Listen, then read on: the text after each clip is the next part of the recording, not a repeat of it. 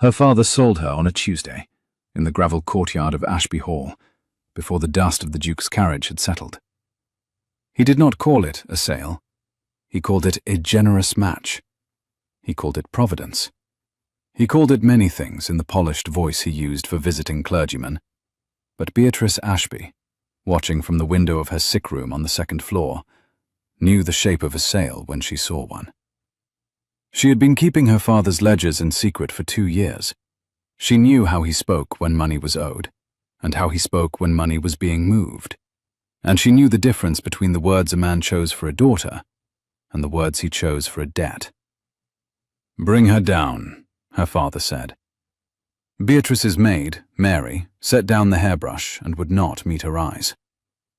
"He has not even come inside," Beatrice said. "Your father wants you on the gravel, miss." "On the gravel?" "In the chair, miss. He says the Duke must see the chair from the window of the carriage. He says it must be the first thing." She let her hands rest on the arms of the chair. The wood was cold under her palms. Her right leg, from the knee down, was still strapped in the brace her cousin's physician had ordered the morning after the riding accident, 2 Octobers ago. The brace she had stopped needing 11 months past, which her father had insisted she continue to wear in company. There were 2 truths about Beatrice Ashby, and only one of them belonged to her family. The truth they used was that she could not walk. The truth she kept was that she could. Slowly, with care, on level ground, for short distances, and that she had been measuring her steps in the locked passage between her sick room and the linen press for nearly a year, while no one was looking. "Mary," she said. "Miss? Has he made you swear anything today?" "Only what I swear every day, miss, that you cannot stand." "Thank you for not making it a longer list." The wheelchair was carried down the staircase by 2 footmen. She held her hands folded in her lap and did not look at the portraits as they passed. Her mother had been removed from the long gallery the year after the accident. A small act, easily explained, but Beatrice had noticed.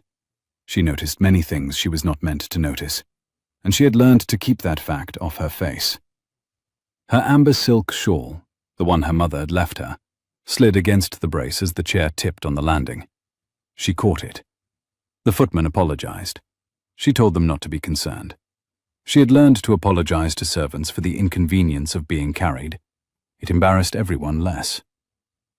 The autumn air struck her like a thrown sheet of water, colder than she had expected, sharper, brighter. Wood smoke from the kitchen chimney, crushed apples from the cider press, the smell of horses that had been driven hard and not yet rubbed down.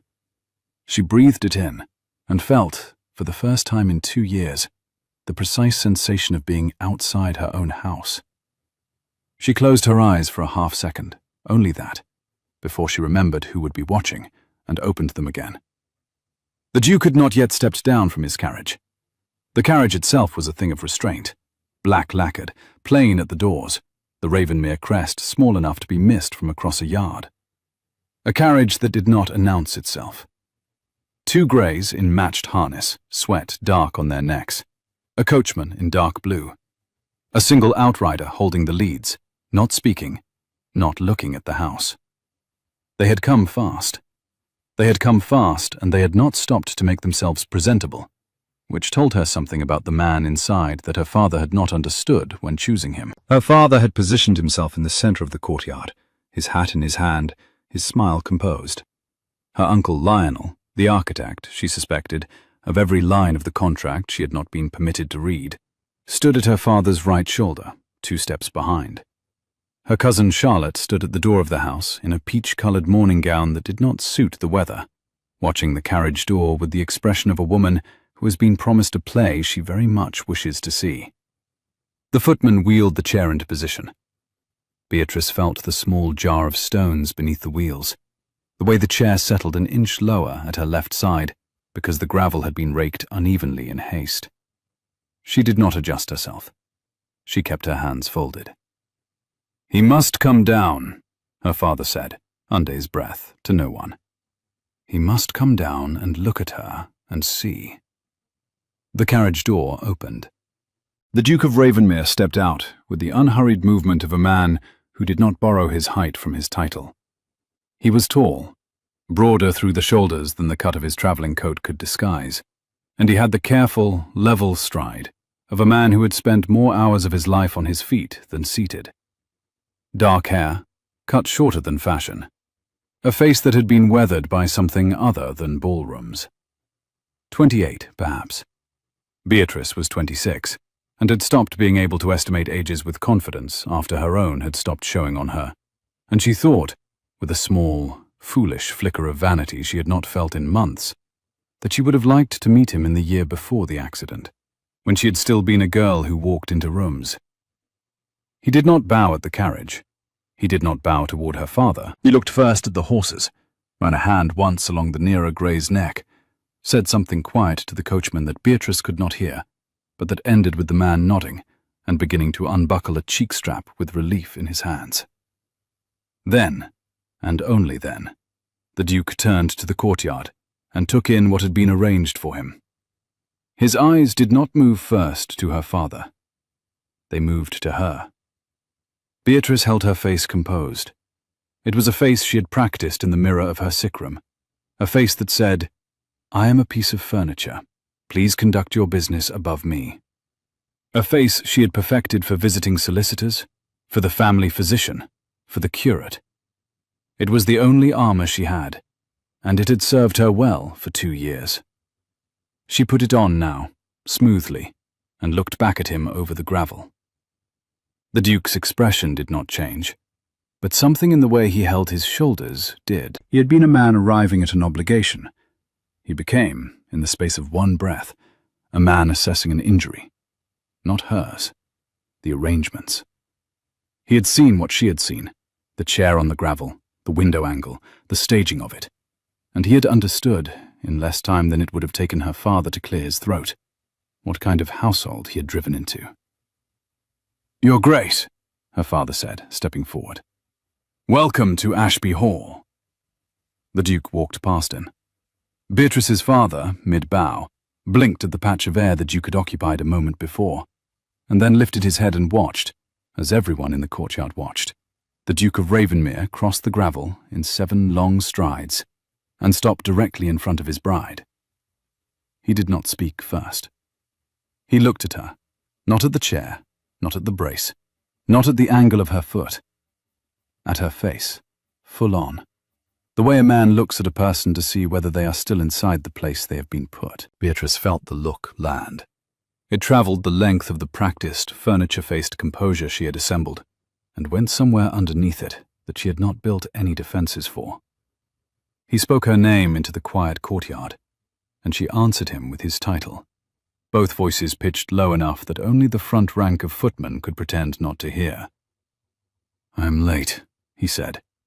"I apologize. I would have come yesterday." "It is a long road from Ravenmere." "Not as long as it has been for you, I suspect." She said nothing to that. There was nothing she could say. He did not appear to need an answer. He looked briefly past her, at the 2 footmen who had wheeled her down and were now waiting to wheel her back. He looked at her Uncle Lionel. He looked at her father. He looked at the window of her cousin Charlotte's room. Then he looked at the chair. "This is your chair," he said. "It is. Has it been with you long?" 2 years. "Your father wrote that you cannot walk." "That is what my father wrote." He held her eyes for a half-second longer than was necessary, and she understood, with the small lurch of a thing she had thought she had killed, that he had heard the precision of the verb she had chosen. He turned then and addressed her father. "I had not realized your daughter was to be presented to me on the gravel." "Your Grace, the chair is heavy. We thought—" "You thought what?" "That the courtyard, in light of your time—" "My time is not so pressing that I cannot enter your house." Her father's mouth opened. Her Uncle Lionel cleared his throat. "Your Grace," Lionel said, "if we may invite you inside, the contracts—" "Are signed," the Duke said, without looking at him. "I signed them in London on Saturday. Your courier delivered the papers Sunday morning. You have my word, your money, and my name upon the document. The thing remaining in this courtyard is not a contract. It is a woman in a chair on cold gravel in October, without a coat." He shrugged out of his traveling coat as he spoke. He did it without ceremony, without the flourish a man would have made of it had he been attempting a gesture. He simply removed it, because it was no longer his, and was now something that needed to be on her shoulders. He stepped behind the chair, draped the coat carefully over her, settling the collar so that it did not press the brace against her skin, and then came back to stand in front of her. The coat smelled of leather and cold horses, and something resinous. Not pomade, not cologne. The kind of smell a man acquires when he spends long days outdoors and brings the weather home in his clothes. It weighed on her shoulders. She had not been warm out of doors in 2 Octobers. She did not allow her eyes to close again. He gave her her name again, and she gave him his title, and the formal exchange was the only fragment of ceremony that the courtyard would receive that morning. "With your permission, I will lift you from this chair and set you in my carriage. We can discuss arrangements on the road." "Your Grace," she said carefully, "I have men who can—" "I do not doubt that you have men who can. I'm asking your permission to do it myself."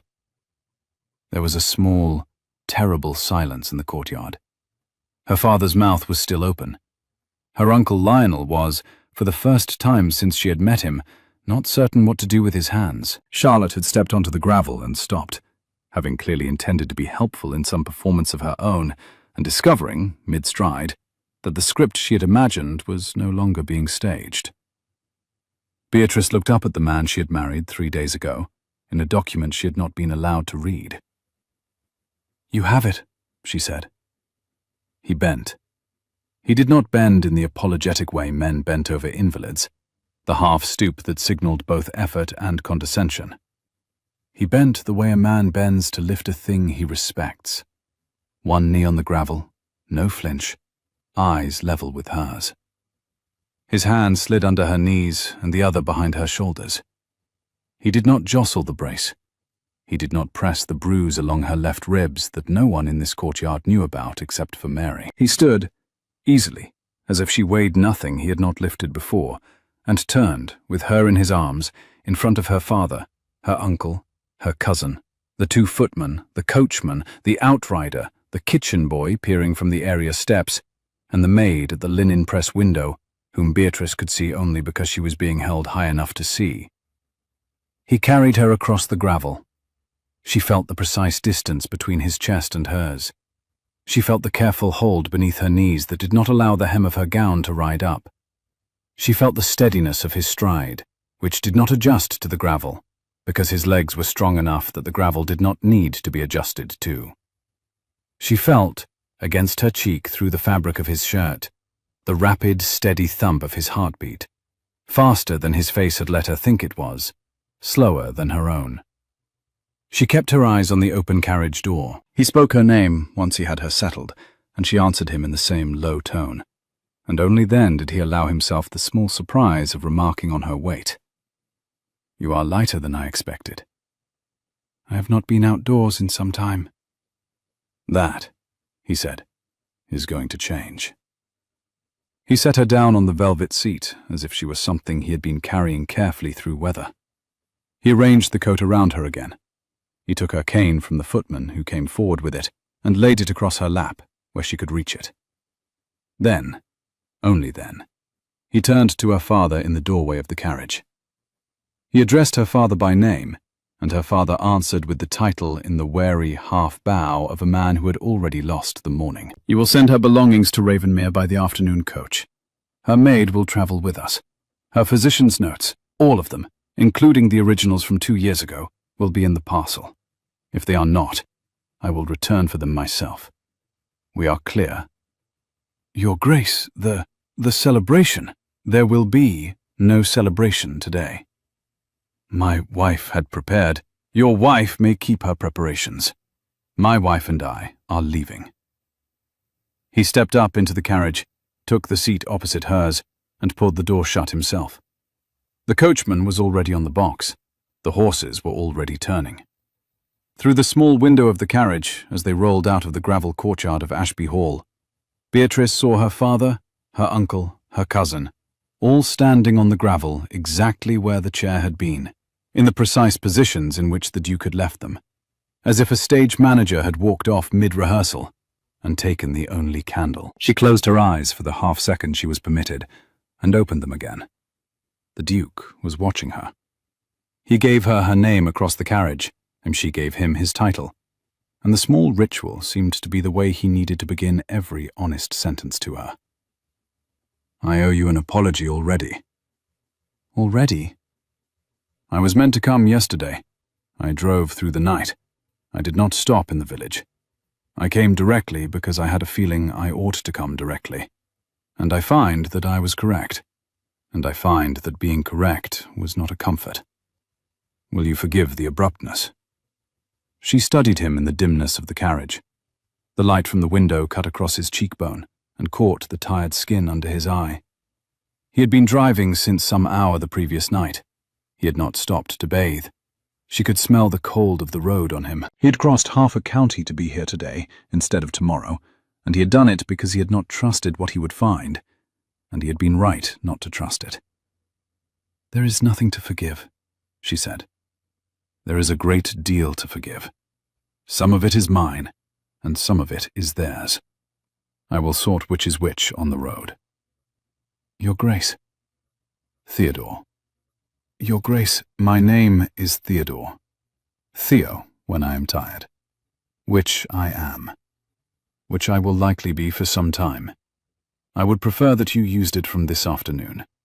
I do not propose to be an Your Grace to the woman whose chair I have just lifted from a courtyard." She felt the cane in her lap, the warmth of his coat on her shoulders, the carriage rocking gently as the wheels found the harder road beyond the gates. She felt also, beneath all of this, the beginning of a thing she had spent 2 years learning how not to feel. The dangerous, specific clarity of being seen. "Theodore," she said. "Beatrice, I will need to tell you several things on this road." "I expected as much." "They will not all be pleasant." "I did not expect that they would." She drew his coat more closely around her and looked out of the window at the autumn fields she had not seen since the morning of her riding accident, and felt the brace against her right knee, and felt also, with the precision of a woman who had been practicing the calculation in secret for nearly a year, exactly where her foot would land if she chose, on some quieter day than this one, to set it down on a road of her own. "We will start," she said, "with the contract." Ravenmere was 3 hours by carriage, if the roads were dry. They were not, in places. The ruts north of the river were soft from a week of rain.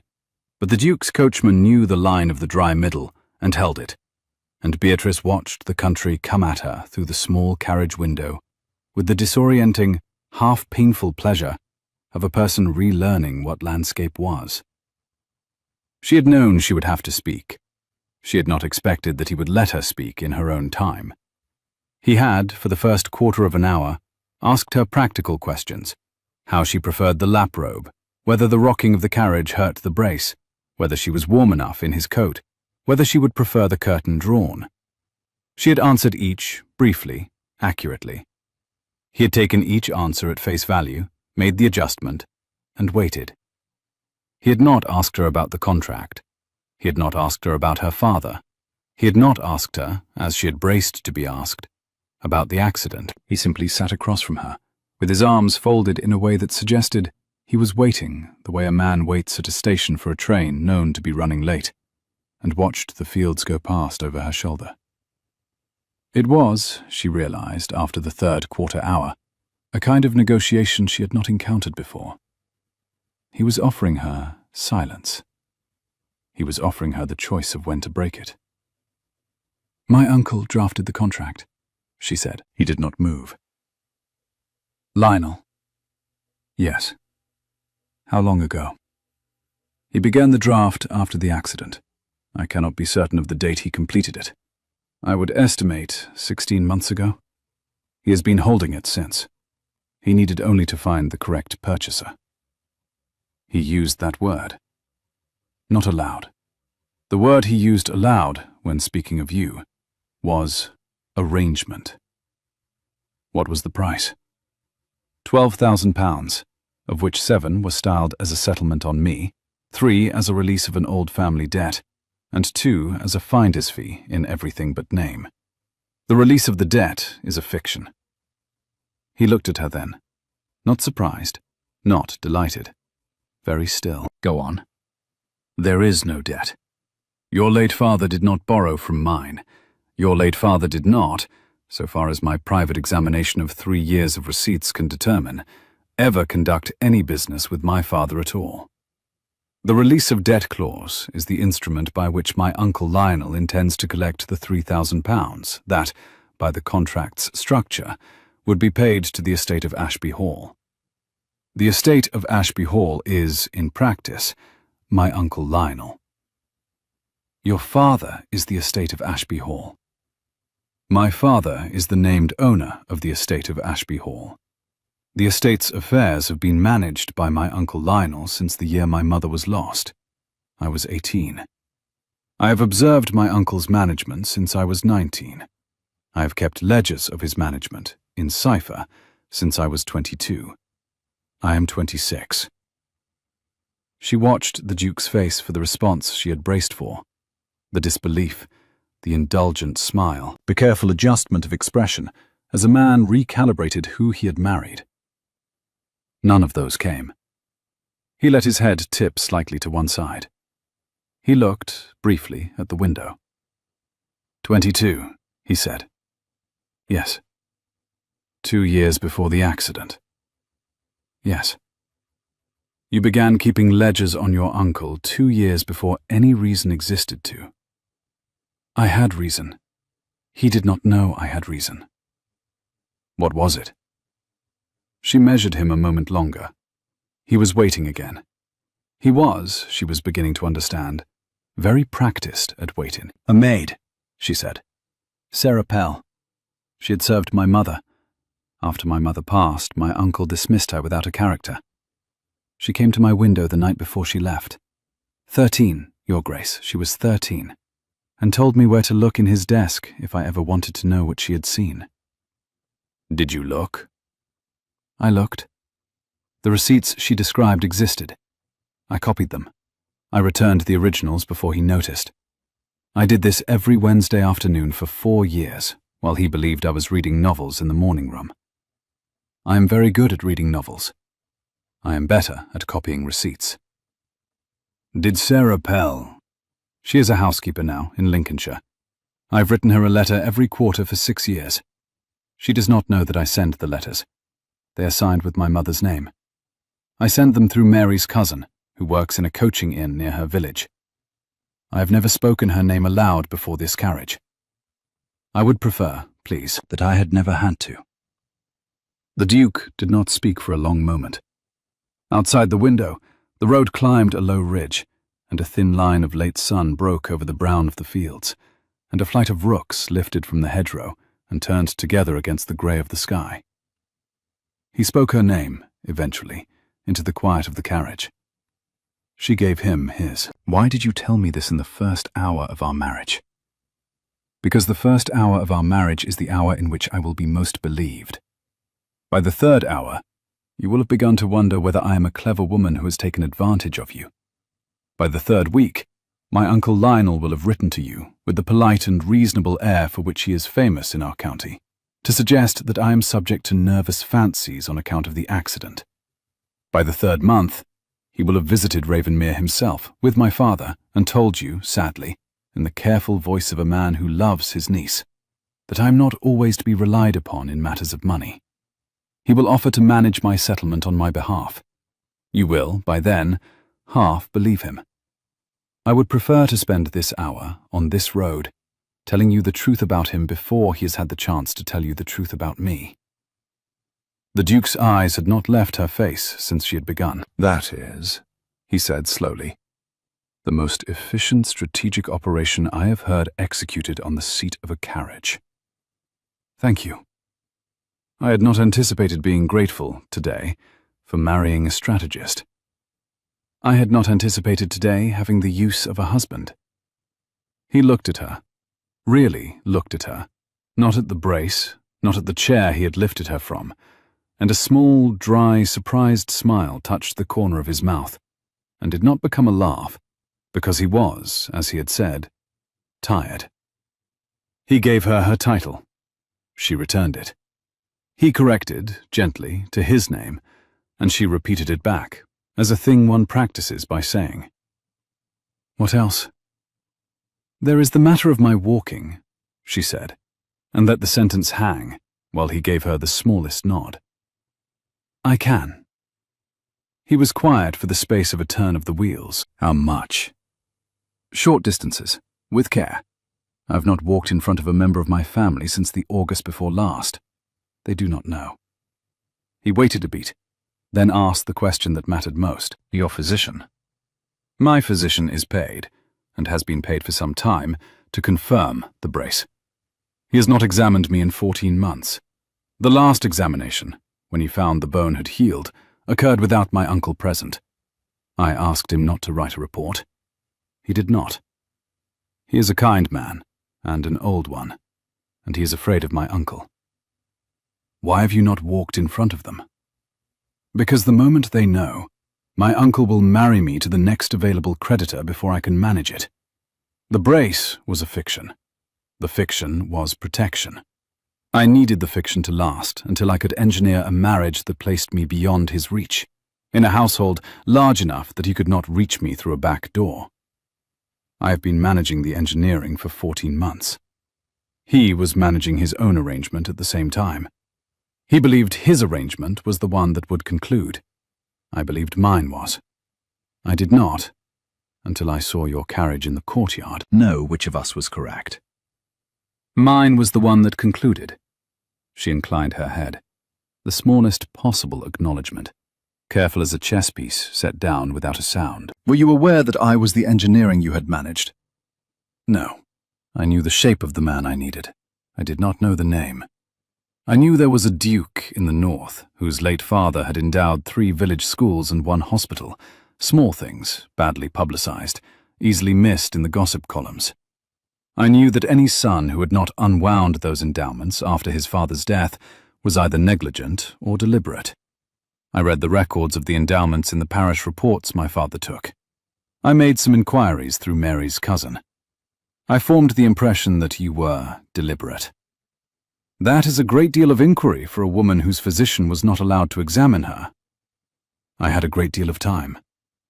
He was silent for a moment, and then he laughed, a short, low, genuinely surprised laugh that filled the dim carriage and was gone again. It was the first he had laughed all day, perhaps the first he had laughed in some longer time, and he looked, after, briefly embarrassed at himself. He looked back at her, with the embarrassment subsiding into something steadier. The careful, level attention of a man who had decided he was going to spend the next quarter hour being told the rest of it. I have been deliberately negligent of nothing in my life. I would like that to remain the case. I would like, therefore, to know what you intend to do. She thought about it. She had thought about it for 14 months, but she had thought about it as a woman alone in a sick room thinks about a thing she will execute alone.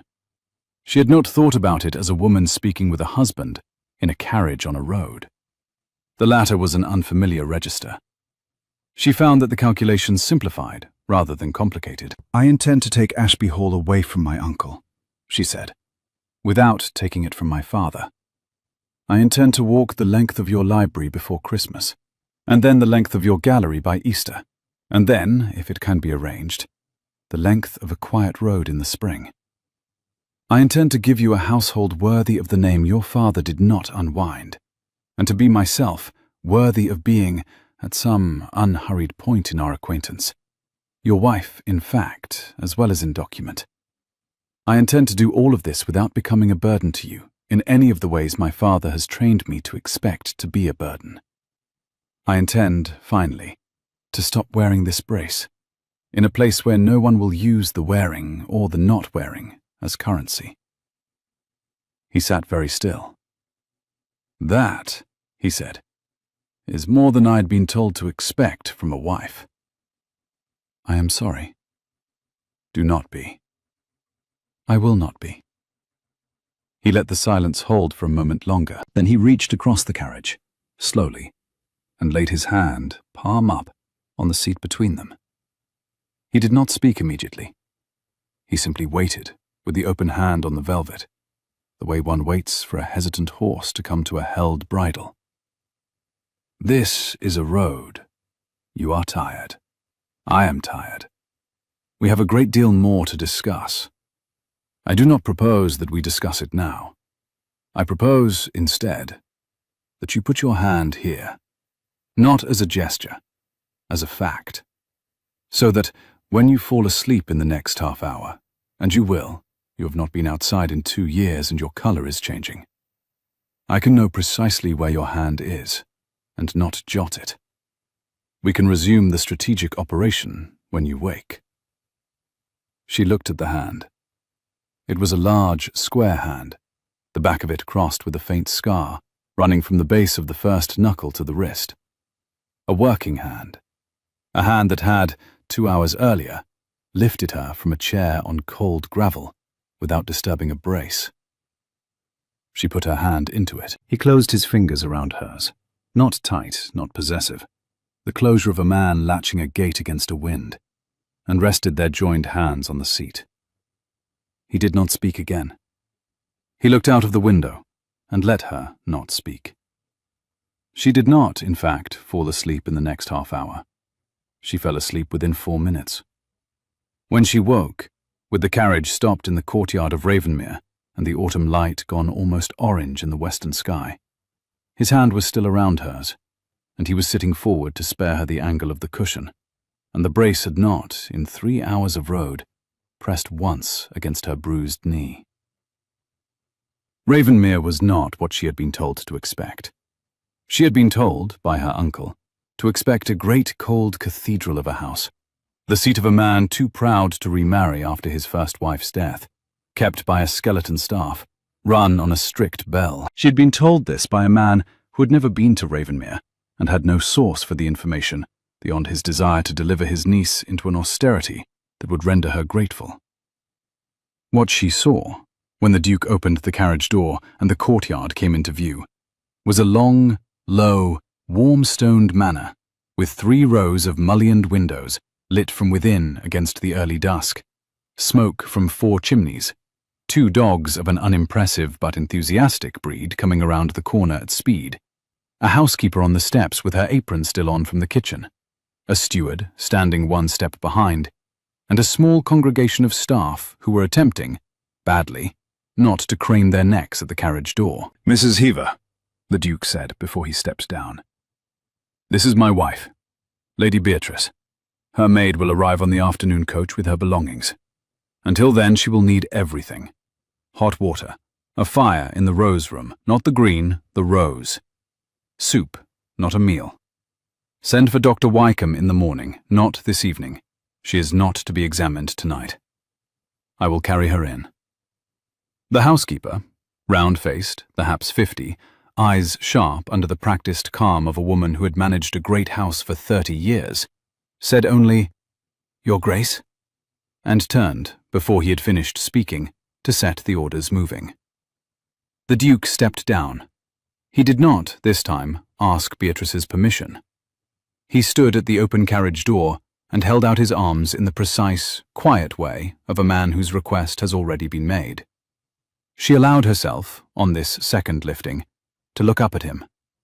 The light from the lanterns over the door fell across his face. He was tireder than he had been in the courtyard at Ashby Hall. He had not slept since some hour she could not place. He had carried her 3 hours in his attention, as well as in his arms. She said his name, quietly enough that only he could hear, and he answered with hers, and waited. "You may put me down inside. Not in the carriage, not in the courtyard. Inside." He nodded once. He lifted her a second time, in the courtyard of Ravenmere, in front of 2 dogs and a small congregation of staff, and carried her up the 3 shallow steps and through the broad oak door, and into a hall that smelled of beeswax and applewood, and the particular, gentle dust of a house that has been lived in continuously for 200 years. He set her, as she had asked, just inside the threshold, on a settle by the door. Not in the chair the housekeeper had brought, not in the wheeled thing the steward had appeared with, on a settle, with cushions. He arranged the cushions. He took her cane and laid it across the settle within reach. "Mrs. Heaver will take you to the rose room," he said. "She will not require you to climb stairs. There is a sedan in the back passage that has not been used since my mother had her ankle in plaster, the year before we lost her. It is in good condition. Mrs. Heaver has arranged it." She began to protest, half-formed, the rest of an evening she had assumed he would expect. "I am going to wash, eat something that is not ham from a saddlebag, and write 3 letters before I sleep. The first will be to your father, restating what I said in the courtyard in writing. The second will be to your uncle, requesting from him, in the politest possible terms, every paper he holds related to the alleged release of debt. The third will be to my own steward in London, who will receive his instructions for the next month before midnight. You will be asleep, I hope, before I have finished the second letter." "You cannot." "I can, Beatrice. I have done it before, less interestingly." He looked at her for a beat longer than he needed to.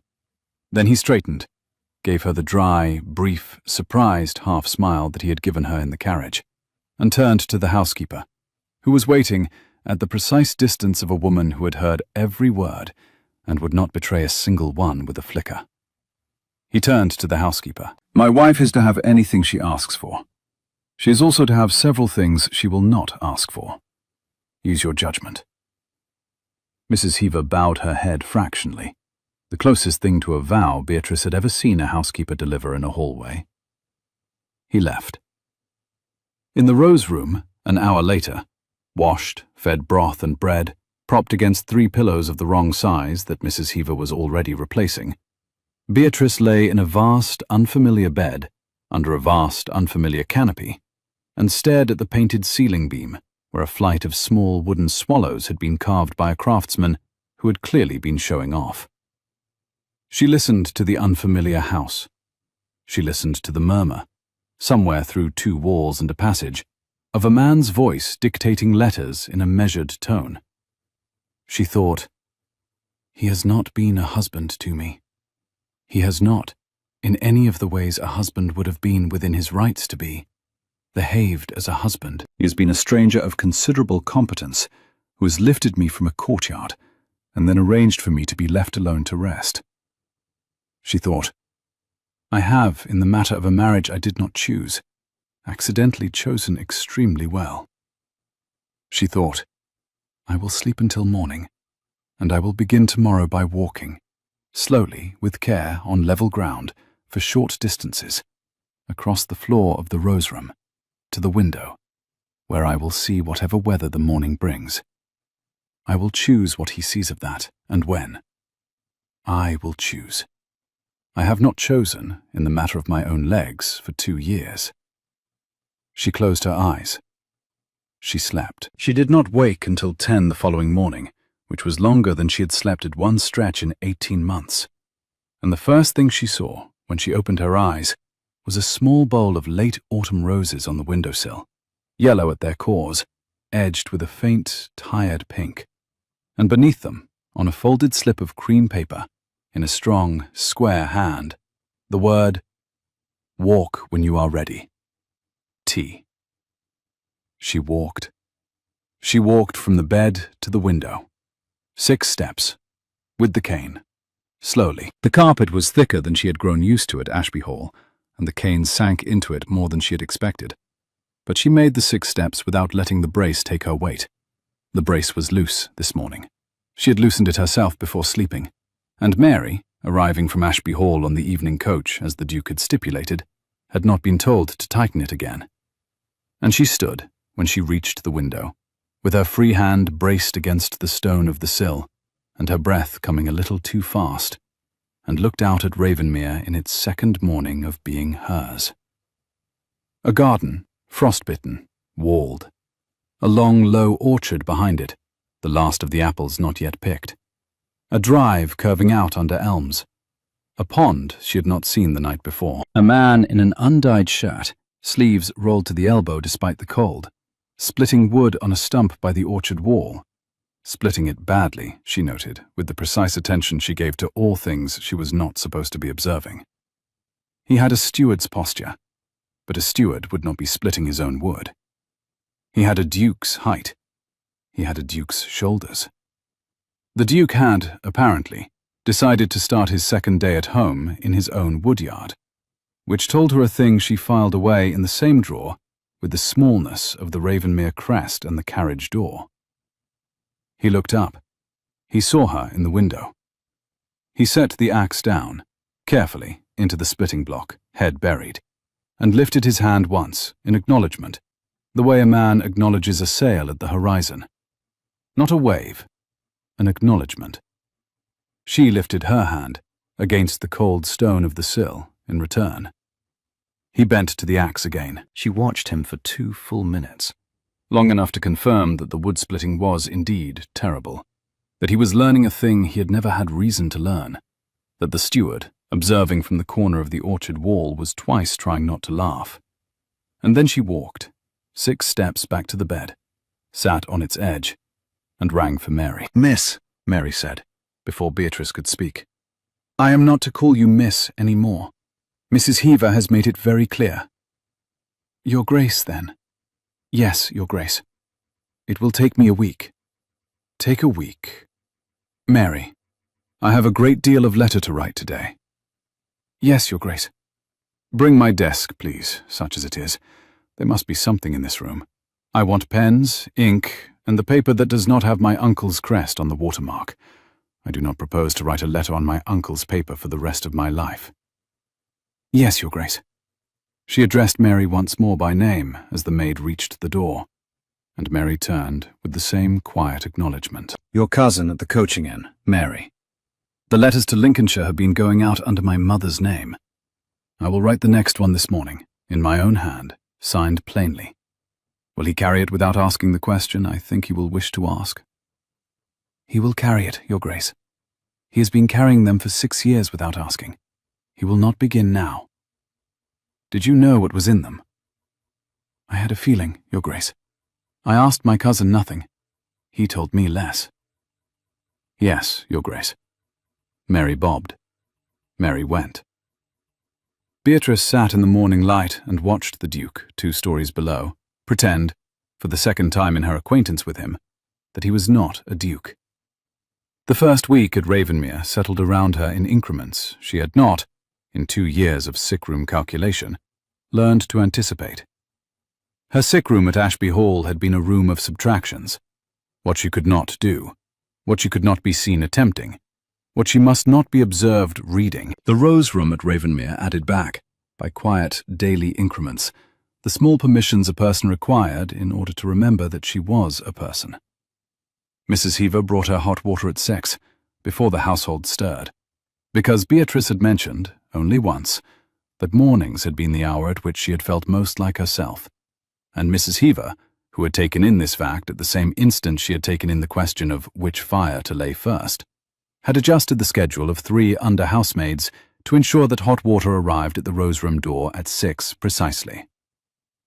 Mary, who had at first been startled by the early summons, was within 4 mornings rising at 5:30 from genuine inclination, and within 7 was the principal beneficiary of a kitchen maid named Annie, who had, with the swift instinct of staff for staff, decided that a lady's maid travelling alone from a sick room required, of all things, the tea poured first. The walls of the Rose Room were papered, Beatrice discovered, in a faded yellow rosebud pattern, the exact shade of a thing slightly forgotten.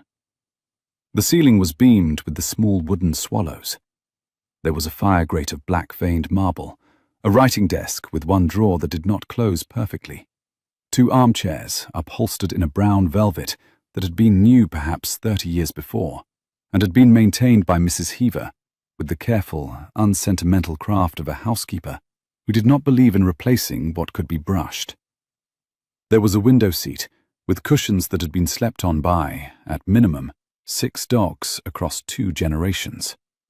A writing slope of inlaid walnut, a small bookshelf of indifferent novels that someone had clearly assembled at random for the comfort of a guest who might want a novel without thinking too hard about which one. There were no portraits. There was a single mirror, oval, mounted at the height of a standing woman, set into the wall opposite the bed, in such a position that anyone seated in the bed would not, by accident, look up and find herself there. Beatrice noted the mirror's placement with the particular attention she reserved for kindnesses that had been thought through.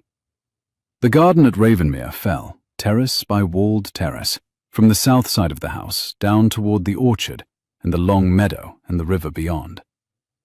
There was a kitchen garden of brick, frost-bitten and ordered, with the neat ruined rows of late kale, leeks, and the crowns of asparagus tied in for winter.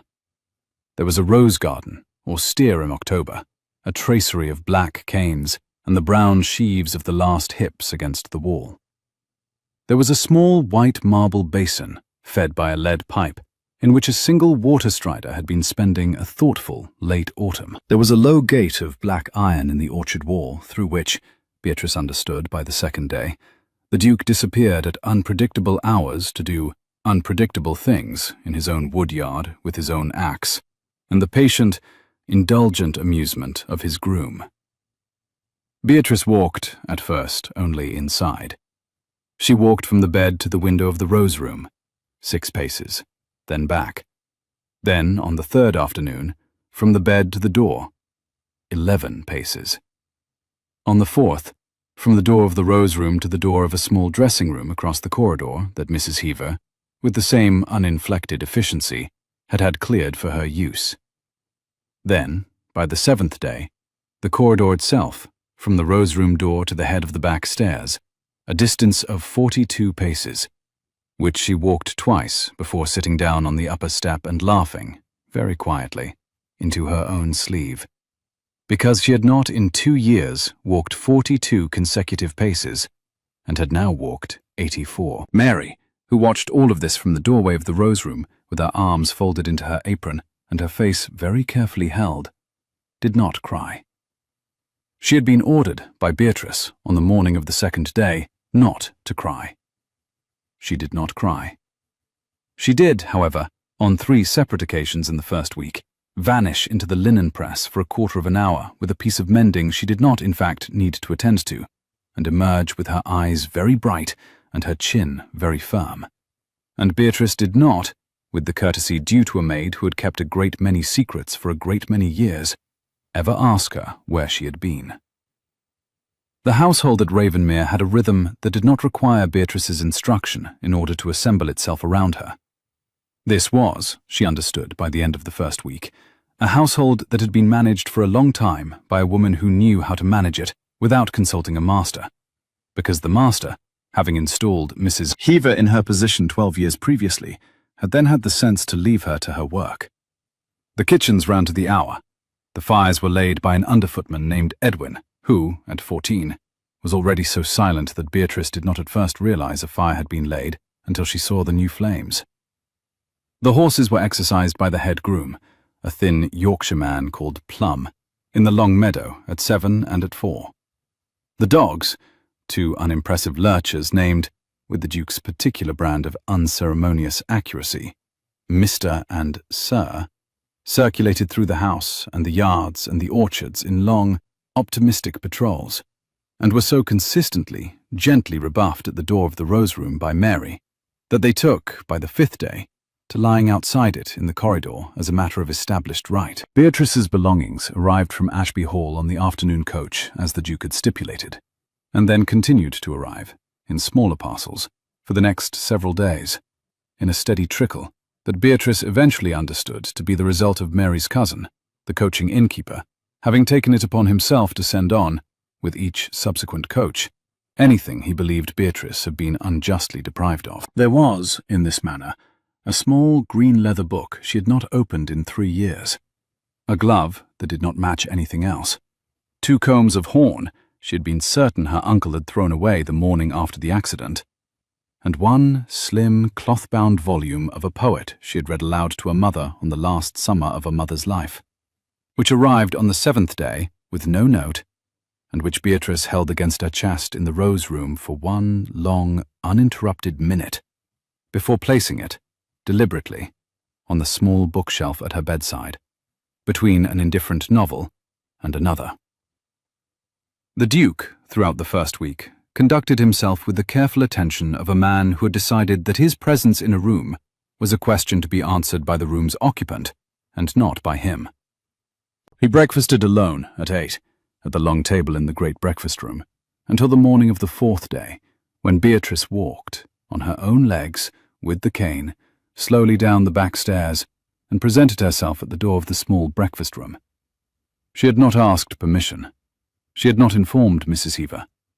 She had decided, in the rose room at 7:30, that the small breakfast room was where her place would now be set, and walked to it. Mrs. Heaver, who had been waiting in the corridor outside the great breakfast room, with the expressionless competence of a woman who had foreseen every eventuality, redirected the morning's coffee in the time it took Beatrice to lower herself into the window-seat chair. The Duke, when he came in at 8 as usual, stopped for the precise space of one breath at the door of the great breakfast room, registered the empty table, glanced down the corridor, registered the new arrangement, and walked, without comment, into the small breakfast room, where he sat opposite his wife at the window seat and asked, very calmly, whether she preferred her toast pale or dark. She preferred it dark. He had it dark. He drank his coffee. She drank hers. They did not, in the first morning of breakfast together, discuss anything of consequence. They discussed the colour of the water strider in the marble basin, which the Duke had also noticed. They discussed the swallows in the ceiling beams of the rose room, which he had not seen since boyhood. They discussed, with the careful attention of two people who had agreed without speaking to begin with the easiest possible weather, the difference between Yorkshire bread and Hampshire bread, on which the Duke had unexpectedly firm opinions. They did not, that morning, discuss the contracts, the uncle, the brace, the chair, the courtyard, the lifting, or the question that had been laid, 3 days earlier, in the dim carriage between them in the form of a hand on a velvet seat.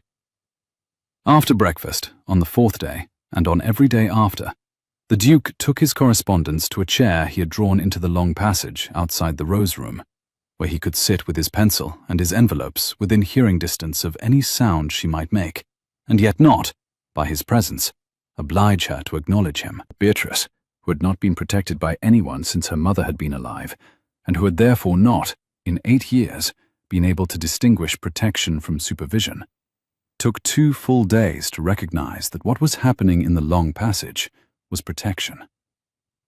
On the 3rd day, she wrote, on a small piece of cream paper from the writing desk, in her own clean hand, the words, "I have observed, and I am grateful," and slid the paper, folded once, beneath the door. He did not, at any point, refer to it.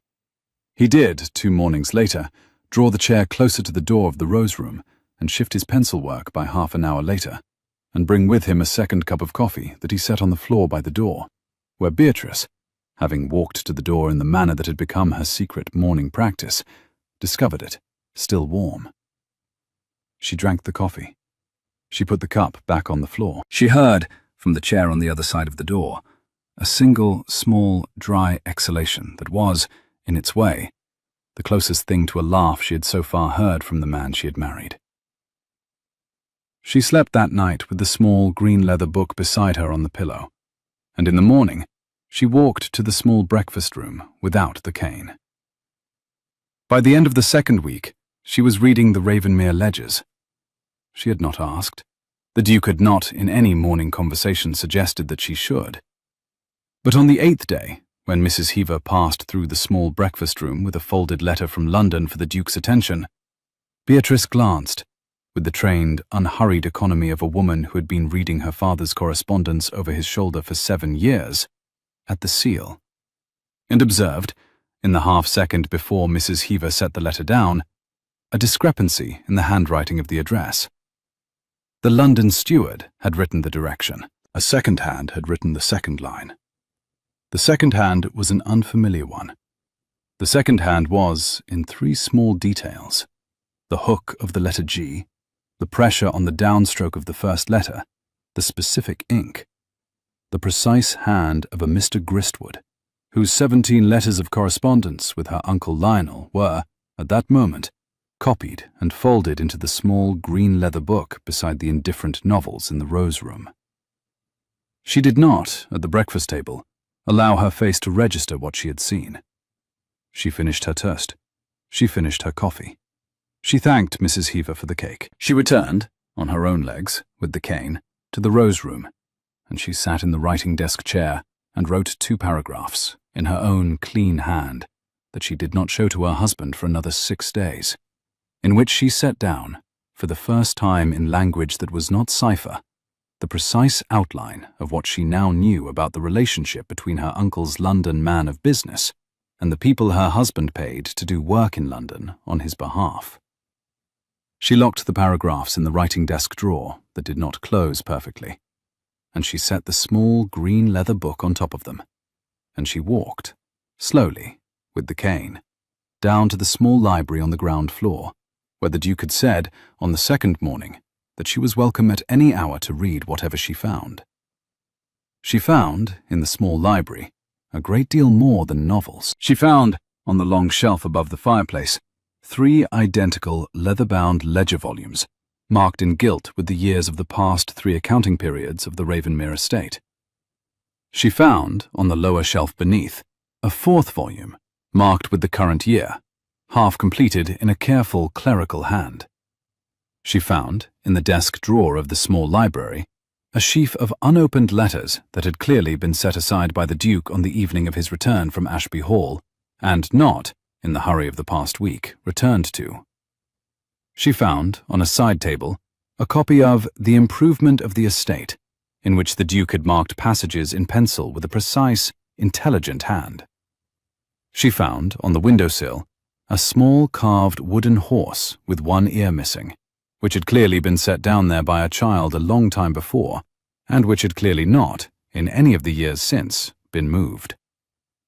She did not ask, that afternoon, to take the ledgers up to the rose room. She asked the housekeeper instead, on her way back through the corridor, whether there was a small writing desk that could be brought down to the small library for the use of a guest, and Mrs. Heaver, who was by now beginning to read Beatrice's questions with a degree of accuracy that Beatrice found gratifying, said only that there was a serviceable rosewood desk in the upstairs sewing room, and that it would be in the small library by the afternoon. It was. By the afternoon, Beatrice had moved the small green leather book and a fresh quire of paper to the desk by the window, had pulled down the current year's Ravenmere ledger, and had begun, in pencil, on the right-hand sheet of the quire, the precise side-by-side comparison that she had been preparing in her head, in the locked passage of her sick room at Ashby Hall, for the better part of a month. The Duke, coming in from the woodyard at 4 with sawdust on his sleeves, looked once into the small library, registered the desk, registered the book, registered the wife, did not enter, and did not comment. He went up to his dressing room, washed, came down for tea, and asked Beatrice, over the bread and butter at the window seat of the small breakfast room, whether she would object to him reading by the fire of the small library that evening, from 7 until 9:30, because he had been postponing for 2 weeks the matter of his own correspondence, and could no longer reasonably postpone it. She did not object. He read by the fire of the small library that evening, from 7 until 9:30. She worked at the rosewood desk by the window. Neither of them, at any point, looked across the room at the other, and neither of them, at any point, was unaware for a single minute of the precise position of the other in the room. In the second week, she began to walk after dark. Mrs. Heaver, who had observed the morning practice with the same uninflected attention she gave to fire-laying, had had a small lamp set in the long passage, on a side table, that burned at a low wick from sundown until midnight. Beatrice, who had been used, at Ashby Hall, to walking the locked passage between the sick room and the linen press only when the household was certainly asleep, found that Ravenmere's late lamp permitted her, between 9:30 and 11, the long quiet practice she had not in 2 years had room for. She walked from the rose room to the head of the back stairs and back. She walked, on the 11th night, from the rose room to the small library door. 104 paces. She walked, on the 12th night, the same 104 paces, and then, very carefully, opened the small library door and walked the further 14 paces to the rosewood desk by the window and sat down, in the dark, in her own working chair, and laid her cane across her lap and listened to the absolute, particular silence of a country library after the fire has gone out. She heard, at exactly 11, a single soft step in the corridor outside, and a small exhalation she had heard once before through a door, and the unhurried sound of a man who had decided, on the evidence of an empty rose room, to confirm by his own hearing that his wife had walked to the small library and not, by accident, fallen on the back stairs. She did not call out. He did not enter. The step retreated. The corridor lamp burned on. She sat for another quarter of an hour at the rosewood desk, in the dark, and then walked, on her own legs, with the cane, the 118 paces back to the rose room, where she discovered a fresh shawl folded on the bed that had not been there at sundown. By the end of the second week, she had completed, in her own clean hand, a 13-page parallel of the Ravenmere ledgers with the 17 letters from her uncle's man of business, and she had identified, with the precision of a woman who had been waiting for 14 months to identify it, the exact accounting clause that connected the two.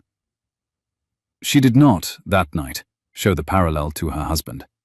She locked it, with the small green leather book, in the drawer of the rosewood desk that did not close perfectly, and she sat on the surface of the desk where Mrs. Heaver's morning lamp would light it for the housemaid who came at 6, the small carved wooden horse with one ear missing, which she had taken down from the windowsill of the small library and brought up in her shawl pocket, for reasons she did not, at 11:30, attempt to articulate even to herself.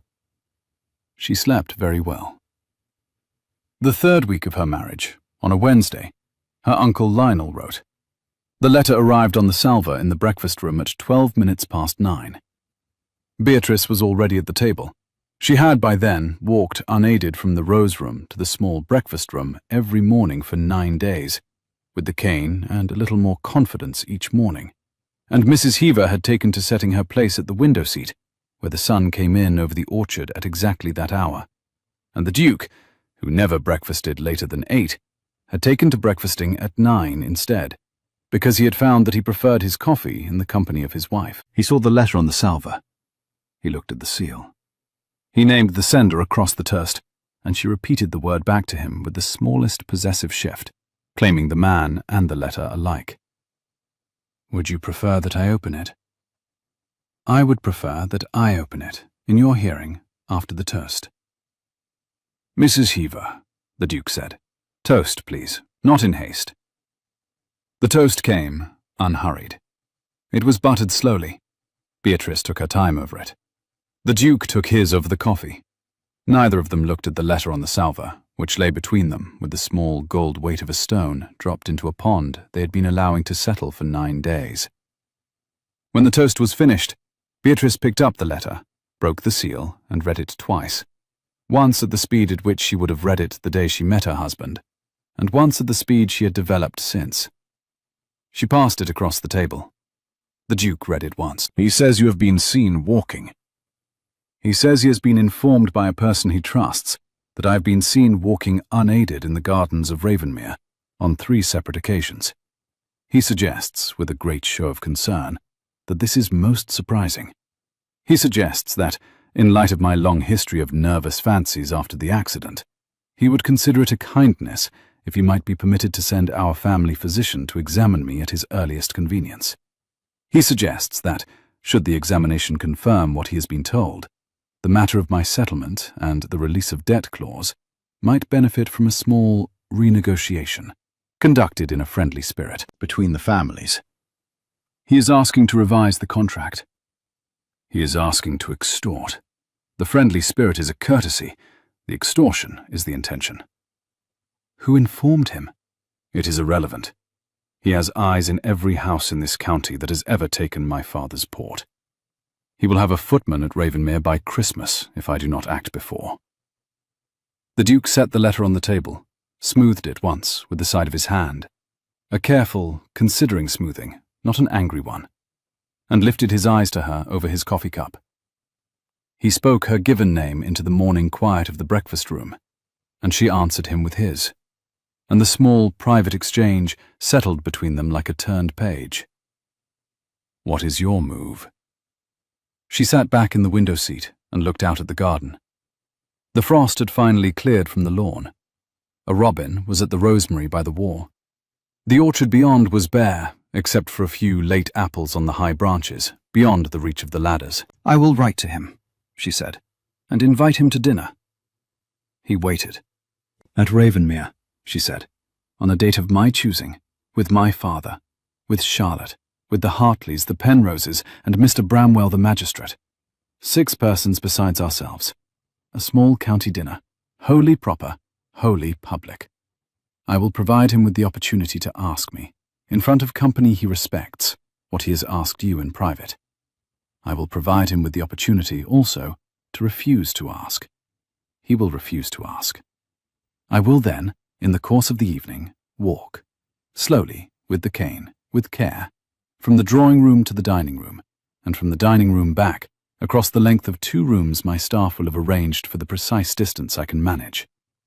I will then, after the ladies have withdrawn, return, alone, with Mr. Bramwell as our witness, to the small library where, in advance of the dinner, you would have caused my private ledgers, copied in cipher, kept since I was 22, transcribed in clear during the past 3 weeks at Ravenmere, to be laid out on the long table. Mr. Bramwell will be invited to read. I will be invited to translate. My uncle will be invited to explain. He will not be able to. The Hartleys, the Penroses, and my father will be in the next room, and the doors will be open." "That," said the Duke, "is a county dinner." "I have had 3 weeks to plan it." "You have had 18 months. "That is also true." He looked at her, really looked, in the way he had begun to look at her over coffee in the mornings, which was a way she had not previously associated with men over breakfast, and lifted the cup carefully to his lips. He set the cup down again before he answered, with the kind of deliberation he gave to all small public commitments. "I will host this dinner." I had not doubted it. "I will host this dinner on one condition." "Which is?" "That you walk from the drawing-room to the dining-room on my arm. Not because you require the arm, because I would like, at some point in this engineering, to be in the engineering. I have been, for 3 weeks, an admiring observer." "You have been," she said. "More than that." "On your arm, then?" "On your arm." "Date?" "The Friday after next, 11 days. I will need 3 days of rehearsal in the rooms. I will need Mary, Mrs. Heaver, and your steward. I will not need you in the rehearsal, because if you are present in the rehearsal you will become anxious, and if you are anxious on the night you will hover, and if you hover Mr. Bramwell will notice, and if Mr. Bramwell notices, his testimony is less useful. You have considered me. I have considered everyone. I am very pleased that I am marrying my wife. You married your wife 3 weeks ago. I am marrying her continuously, Beatrice. It is what one does, evidently, on receipt of evidence." She did not answer that. She did not look at him. She looked down at her toast, which she had finished, and at her hands, which were calmer than she had expected. She felt, distantly, as if she had been handed the weight of a small bird and asked to carry it across a courtyard without dropping it. She wrote the letter to her uncle that afternoon. She wrote it, deliberately, in the soft and slightly anxious tone of the niece he had raised, the tone he expected, the tone he would not question, the tone that would arrive at his desk with the small fragrance of his own success around it. She thanked him for his concern. She acknowledged that she had been, since the accident, perhaps overprotected by her family. She said that she was now, with the help of her husband and his kind staff, attempting some small recovery of strength. She said that she would be very grateful if her uncle could come to Ravenmere, bringing her father and Charlotte, of course, for a quiet country dinner on the Friday after next. She said that the Hartleys had, very kindly, accepted, that the Penroses had also, that Mr. Bramwell, an old friend of her husband's family, would be present, and that she hoped, after dinner, to take her uncle into the small library, in private, where there were certain ledger pages of her late mother's that she felt she ought, at last, to share with him. She used her late mother's name in the closing. She signed it, very carefully, with her own. The Duke read the letter over her shoulder. "That," he said, "is the most impolite letter I have ever read." "Thank you. Your uncle will not see one rude word in it. He is not the reader for whom I wrote it." "For whom did you write it?" "For Mr. Bramwell, who I will allow to read it on the night, after the ledgers, as the closing piece of evidence.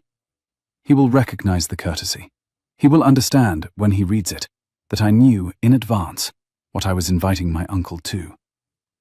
He spoke her name, and she gave him his, and the brief exchange was, as had become their habit, a request and an answer, compressed into a single courteous beat. "I will help you to the post." He did. He walked beside her, slowly, on the gravel path that ran from the front door to the post pillar, which she had practiced the day before, and she went on his arm for the precise practical reason that the gravel was uneven and she wanted to be unseen when she stumbled, and not for the reason her mouth had given her, which was that she liked the feel of the wool of his coat under her fingers more than she had given herself permission in 18 months to like the feel of anything. She put the letter in the post pillar herself. She walked back without using the arm. He did not comment on the difference. The week before the dinner became, at Ravenmere, a small and quiet operation conducted with the concentration of a campaign. Mrs. Heaver rehearsed the placement of every candelabrum. The steward measured the precise distance in steps from the drawing-room hearth to the dining-room sideboard, and reported back to Beatrice that the distance was 31 paces by his stride. Beatrice's stride, she informed him with the dry precision she had perfected over toast, was 3/4 of his. She required, therefore, 41 paces, a number she considered agreeable and would not permit anyone to alter. Mary practiced the unstrapping of the brace beneath the surface of the heavy tablecloth in the drawing-room. Practiced, in fact, the unstrapping with one hand while pouring tea with the other, which Beatrice had insisted upon, and which Mary had laughed at for the first 2 attempts, and then performed flawlessly on the 3rd.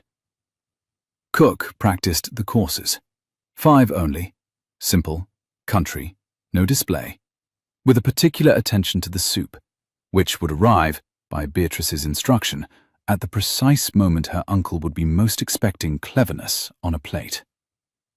The Duke, throughout all this, did very little.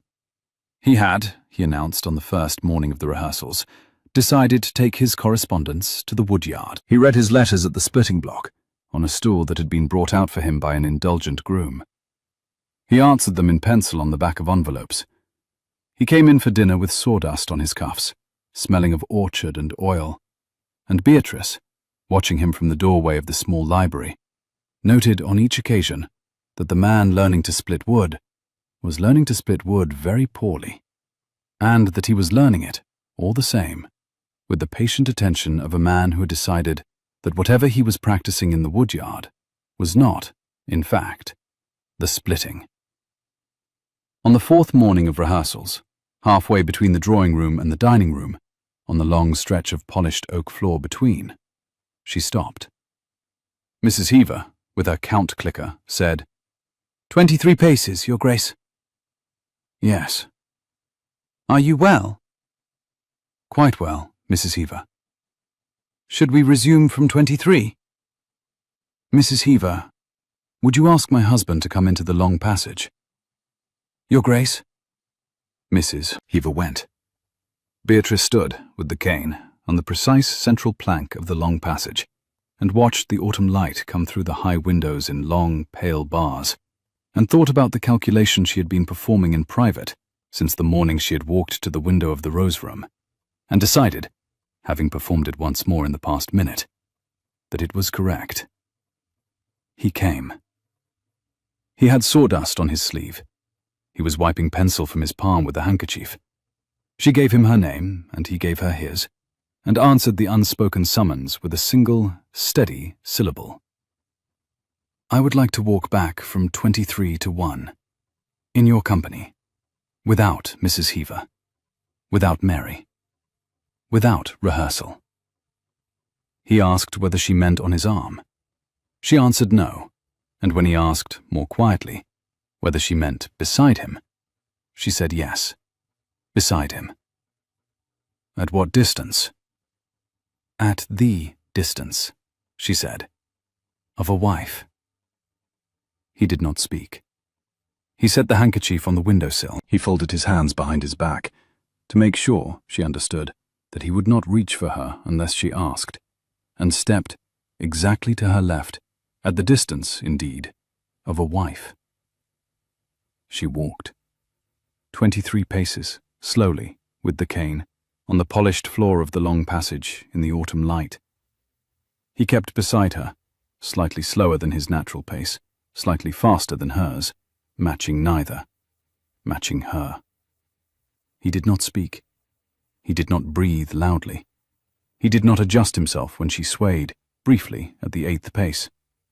He simply continued at the precise distance he had taken until she steadied, which she did, with the cane, in 3 breaths. At pace 1, by the drawing-room threshold, she stopped. She looked at him in the autumn light from the high window and gave him his name. He answered with hers, and waited for whatever she was going to say. I would have managed it without you. I know. I preferred the managing of it with you. I know. I thought you should be told. I am very glad to have been told. He did not move. She did not move. The autumn sun came through the high window. Mrs. Heaver, somewhere down the passage, was studiously busy with a candelabrum she did not need to be busy with. Mary, at the dining-room door, had not turned to look. The whole house was conducting itself, with the considered tact of a house that had been learning its mistress for 3 weeks, as if it had not seen anything at all. He raised his hand. He did not touch her face.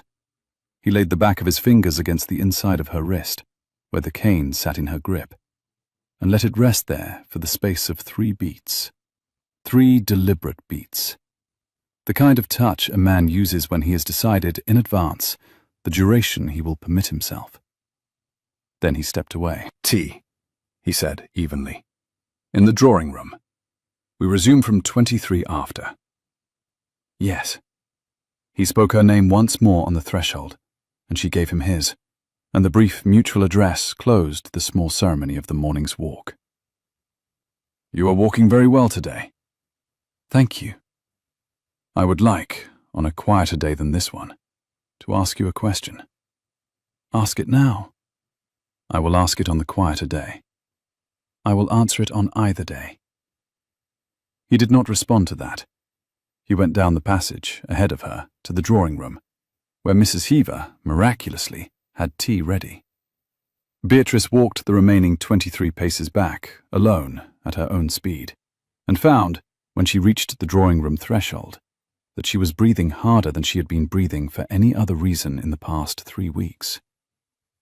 She did not, that night, sleep until late. She lay in the rose-room bed and counted, in the dark, the precise number of times the back of his fingers had touched the inside of her wrist, and the precise number of beats they had stayed there, and the precise number of inches he had stood from her on the polished floor of the long passage in the autumn light, and discovered that, for the first time in 2 years, the inventory she was keeping was an inventory of a thing that had happened to her body that she wanted to remember. The Friday of the dinner arrived in a thin, late October fog that broke before noon into a quiet, low autumn sun. Her uncle's carriage came into the courtyard at 6. Her father's came directly behind it.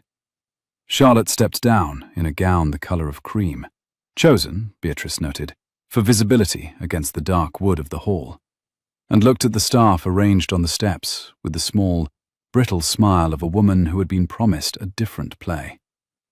The Duke had arranged the staff himself. He was at the door, not on the steps, in his own coat, the dark green one, well cut but not formal.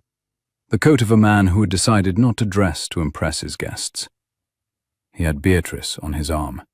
She was in her amber silk, the shawl that had been her mother's, now made up into a gown by a London dressmaker the Duke had sent for in the second week, and the brace beneath the gown was unstrapped.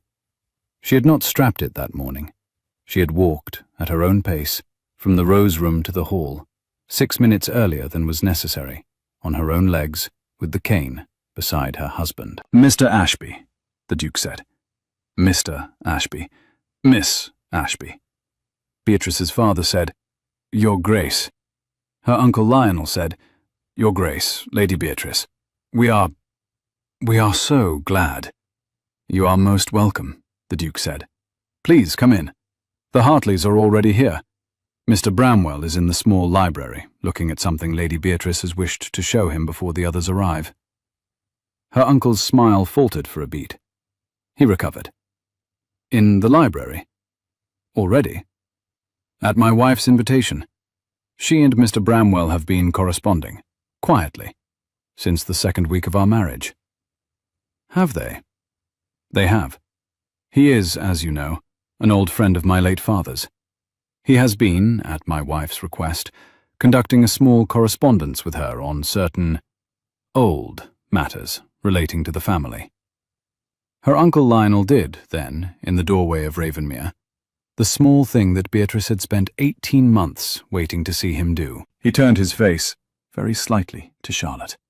And Charlotte, who had been instructed by him for 2 years to monitor every alteration in his expression, blinked once. The blink was the confirmation. "Lady Beatrice," he said, How very strong you appear today." "Thank you, Uncle." "You are walking." "On occasion." "A miracle of recovery. Was it sudden?"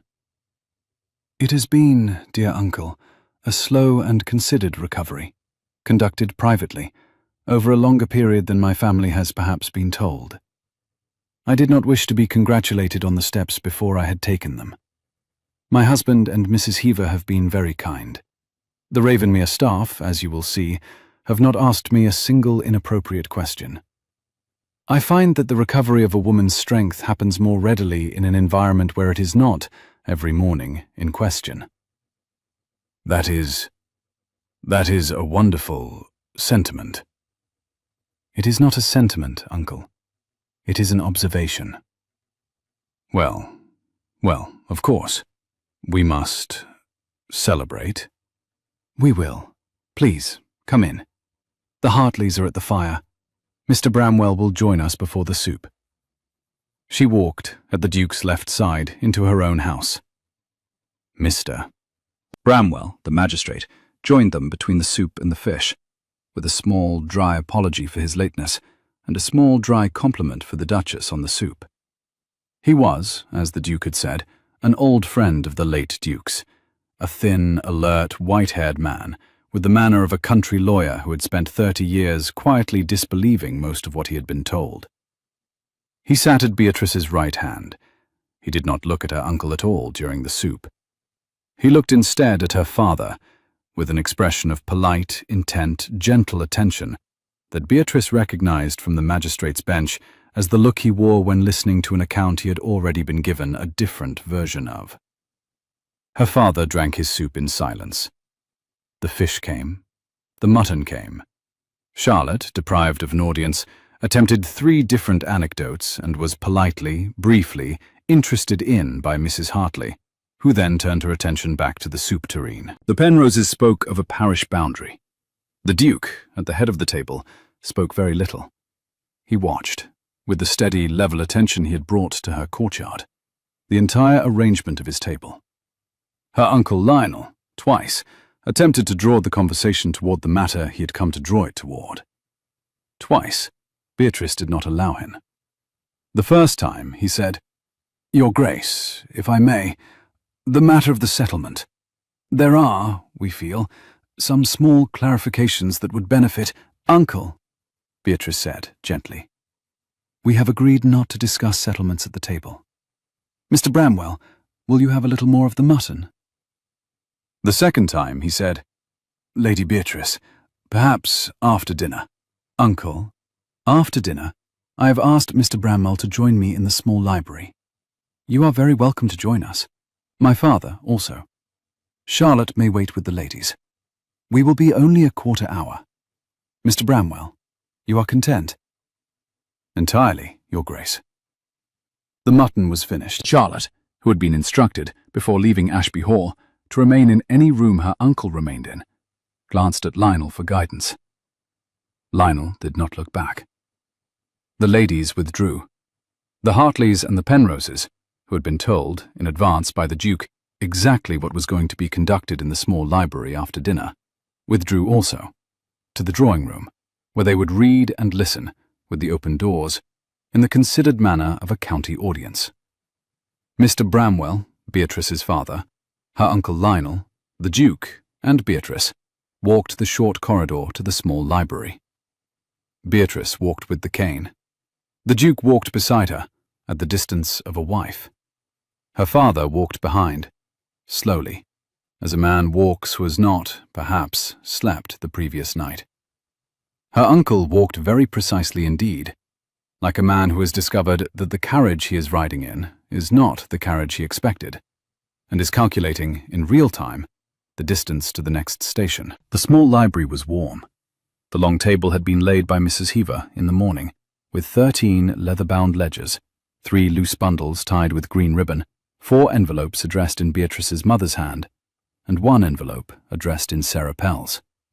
2 candelabra, a decanter the Duke had not opened, 3 glasses he had not poured. Mr. Bramwell, without ceremony, sat down at the head of the table and put on the spectacles he wore for ledgers.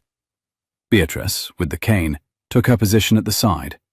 The Duke stood behind her, close enough that she could feel him, far enough that he did not crowd her elbow. Her father took the chair opposite. Her uncle, after a fractional hesitation, in which he was clearly weighing an exit through the long window, took the remaining chair. Beatrice opened the first ledger. Mr. Bramwell, these ledgers are mine. The earliest entry is dated June the 3rd, when I was 22. They are kept in a cipher of my own devising, which I will explain to you as we proceed. The cipher is not difficult. I devised it when I was a girl. I had time. Mr. Bramwell nodded. The originals from which I copied, the receipts, the correspondence, the rent rolls of Ashby Hall, were and are in my uncle's desk in the library at Ashby Hall. I returned each original after copying. My uncle has not, to my knowledge, noticed that any of his papers have ever left their drawer. Beatrice, her uncle said, very softly. What is? Uncle, I am speaking to Mr. Bramwell. You will have your turn. Mr. Bramwell raised one hand without looking at Lionel. Lionel closed his mouth. In particular, Mr. Bramwell, I would like to direct your attention to the entries relating to the Ravenmere release of debt clause, inserted into my marriage contract by my uncle in February of last year. The clause asserts a debt of £3,000, owed by the late Duke of Ravenmere to my late grandfather, which my marriage to the present Duke is alleged to release. There is no such debt. There is no entry in any ledger of Ashby Hall, kept by my uncle or by anyone else, that records a single transaction with the late Duke of Ravenmere in any year. There is, however, she turned a page, a remarkable correspondence, beginning in March of last year, between my uncle and a London man of business named Gristwood, in which the proposed £3,000 is, in fact, allocated, in advance of any contract being signed, to the discharge of my uncle's personal debts to the firm of Vinder and Carmody. I have copies of 17 letters of this correspondence. I have copies of the Vinder and Carmody receipts. I have, additionally, copies of the personal accounts of Mr. Gristwood, obtained through a clerk at his firm whose conscience was greater than his loyalty. I have, in short, a complete record of the use to which my uncle had intended to put the £3,000, before the Duke had ever seen the contract. The clause is a fiction. It is also a forgery. And the forgery is in my uncle's hand. She set the page down. "Mr. Bramwell, would you be so good as to read?" Mr. Bramwell read. He read in silence, without expression, for a quarter of an hour. He turned each page deliberately. He glanced twice at Lionel, not in accusation, in the patient, professional manner of a magistrate confirming, point by point, the precise location of the rope around a man's ankle. Her uncle Lionel did not speak. He sat, very still, in his chair. His hands rested on his knees. His knuckles were white. His face, Beatrice noted dispassionately, was the precise grey of the sky over Ashby Hall on the morning of her riding accident. Her father. Beatrice did not look at her father immediately. When she did, she found him sitting forward, both hands pressed flat to the table, looking not at the ledgers, not at his brother, but at her. His mouth was not entirely steady. His eyes, very pale eyes that she had not looked into in 2 years, were on her face with the particular attention of a man looking at his own daughter for what he is realizing was the first time in a long while. Mr. Bramwell finished. He removed his spectacles. He folded them. He laid them on the closed ledger. "Lady Beatrice." "Mr. Bramwell." "This is, in my long professional view, an unusually complete case." "Thank you." "I will require to take possession of these papers, with your permission, for the purposes of preparing the appropriate proceedings." "You have my permission." "Mr. Lionel Ashby." Her uncle, with great care, lifted his face. "Mr. Bramwell. You have, sir, the right to consult counsel. I would advise you to consult competent counsel, and to consult them tonight. I would advise you, additionally, against attempting to leave the county before Tuesday." Lionel stood. He stood slowly. He looked at Beatrice, at her face, full on, for the first time since she had been 17, perhaps, at her eyes, which were her mother's exactly, which he had not, perhaps, allowed himself to notice for as long as he had been managing her father's affairs. "Beatrice." "Uncle." "How long," he said very quietly, "have you been planning this?" "Since you dismissed Sarah Pell, Uncle." "Sarah Pell was a maid." "She was 13. He held her eyes for another half-second. He bowed, a precise drawing-room bow, the bow he had made to her every Sunday morning for 16 years, and walked, without the cane he did not own, out of the library, through the corridor, past the door of the drawing-room where Mrs. Hartley, Mrs. Penrose, and Charlotte sat in a small attentive silence, out of the front door, and into the courtyard, where his coachman, who had been forewarned by Mrs. Heaver of the unlikely possibility, was already turning the horses. Mr. Bramwell let him go. "He will not run, Mr. Bramwell said evenly to the Duke. "He will go home, drink his way through 3 bottles, and present himself at my office on Tuesday morning at 9. I have known him since he was a boy. The bow was the surrender. He does not surrender twice." "You are very certain, Mr. Bramwell." "I am, Your Grace. It is one of the small advantages of having lived in this county longer than most." He gathered the papers. He bowed to Beatrice. "Lady Beatrice." "Mr. Bramwell." "I will call upon you on Wednesday, with a cup of tea. The proceedings will be uncontested. The release of debt clause will be struck. The £3,000 will, in due course, return to Ravenmere. I will arrange the redirection of the 7,000 of your settlement, with your permission, into a trust solely under your name. You have my permission. I will leave you now to your father." He went. Her father had not stood. He sat, still, with both hands on the table, looking at her. The Duke, at her shoulder, said, very quietly, "I will be in the corridor, Beatrice." "Stay, please." "In the corridor. If you call, I will come. I will not be in the room." He set his hand briefly against the small of her back, the first deliberate touch he had given her in front of another person, and went out, leaving the door open by an inch, and, in the corridor outside, sat down on a chair he must have had the steward place there, and did not, by any sound, intrude. Her father, after a very long silence, said.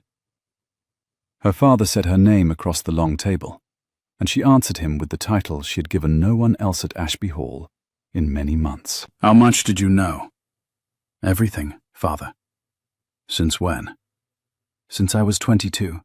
Some of it earlier, some of it after the accident in particular.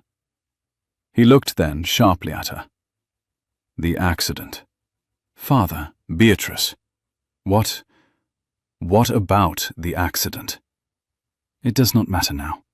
Charlotte was a girl. She was envious. She was 20. Uncle Lionel, who knew that the marriage of an unmarried niece would inconvenience his arrangements at Ashby, did not quite discourage what she planned.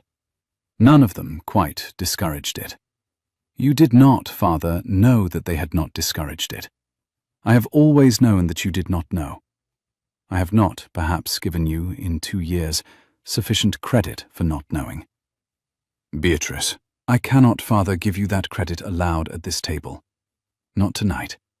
Not, perhaps, this year. But you should know that I have always known, in the quiet of my own ledgering, the shape of what you were and were not aware of. You were, in the matter of the chair on the gravel, deceived as much as I was. Her father put his face in his hands. He sat that way for some time. Beatrice did not go to him. She did not, also, leave him. She sat at the long library table, with the cane across her knees, and watched her father grieve a thing he had failed to be in time to prevent. When, after some minutes, he lifted his face, she said very calmly, Father. Beatrice. You will live henceforth at Ashby Hall, on a quarterly allowance from my settlement, paid by my husband's solicitor in London. The household will be managed by a steward of Mr. Bramwell's choosing, with whom you will not interfere. Charlotte will be removed, with a settlement, to my mother's family in Norfolk. You will not write to her without my permission. You will, twice a year, in the spring and at Michaelmas, dine at Ravenmere. You will, on those evenings, behave as a father. We will, in the course of years, perhaps, return to something of what we were when my mother was alive. We may not. I am not, this evening, prepared to promise you that we will. I am prepared to promise that we will not, henceforth, be enemies. Her father, very quietly, said, Yes. You will not, ever, sell another daughter. There are no other daughters, Beatrice. Then this conversation is closed. He stood. He came, slowly, around the table. He stopped a polite distance from her chair, no closer than the Duke had taken in the long passage, and he looked again at her face. Beatrice. Father. Your mother would have been. I know, father. Are you well? I am very well. And the man, the Duke, he is what he appeared to be in the courtyard, father. There is no second face. He has been, in the matter of his own marriage, every single day since the courtyard, the man who lifted me from the chair. Her father did not answer that. He turned, slowly, and walked to the door of the small library, and stopped there. He looked back at her once. Good night, Beatrice. Good night, father. He went out, past the Duke in the corridor, who stood when he came, past the open door of the drawing-room, where the ladies, by some small miracle of Mrs. Heaver's choreography, had begun discussing wallpaper, out of the house. Beatrice heard, a moment later, the wheels of his carriage on the gravel. The Duke came back into the small library. He closed the door behind him. He came to the chair her father had sat in, drew it out, sat down across from her at the long table, and looked at her over the lamps. He spoke her name across the lamplight. She gave him his, and when he murmured, "My wife," she answered him again, with the only word she could give him in such a room, His own. It is 23 minutes past 10. Yes. We have, technically, the rest of an evening with the Hartleys, the Penroses, and Mr. Bramwell, who has taken the ledgers and gone. Yes. I propose, he said, that we send Mrs. Heaver out with our most charming apologies, which she will deliver perfectly because she has, in fact, been waiting for the cue, and that I take you, on my arm, to the Rose Room. I will go no further than your door. I will sit in the corridor. If you call, I will come. I will not be in the room. That is what you said in the corridor an hour ago. It remains correct. She let his name fall, soft between them. He gave her hers, and waited. Walk me to the Rose Room. He stood. He came around the table. He held out his hand. She did not take his hand. She set the cane down, carefully, on the table beside the lamps. She stood, slowly, on her own legs. She walked, with no cane and no arm, across the 4 paces of the small library to where her husband stood with his hand still extended. She stopped, exactly at the distance that had been, 3 weeks earlier, the distance of a wife. She gave him his name. He returned hers, very quietly, as if naming were itself the question being asked. I would like to ask the question now. The question I said I would ask on the quieter day. That one. Beatrice. The day is not quieter. It is the quietest day there is going to be for some time. I would prefer to ask it in this one rather than wait for a quieter one that may not arrive. He looked at her face, at her hands, at her legs which were not, this evening, supported by any wood, and he did not speak immediately. When he did, it was in the careful, level voice he had used in the carriage on the road from Ashby Hall. He spoke her name first, the way a man speaks a word he has been holding in his mouth since the road. I love you. I know. You have known for some time. Since the 3rd morning, the yellow roses. That obvious. That careful. He smiled. The small, dry, surprised smile she had now seen perhaps 20 times, each in a slightly different shape, and laid the back of his fingers, very gently, against the inside of her wrist where the cane had, 20 minutes earlier, sat in her grip. I love you, Theodore. You do not have to. I am not saying it because you said it. I'm saying it because, since I have been rehearsing the dinner, I have not stopped. I have rehearsed the precise distance I would say it from. I have rehearsed the precise tone. I have rehearsed the precise hour. I have rehearsed it badly. I have, in fact, rehearsed it, for the first time in my life, without privately accounting it as a thing I would later have to recover from. I am saying it now, because the rehearsal is over. He did not, this time, smile.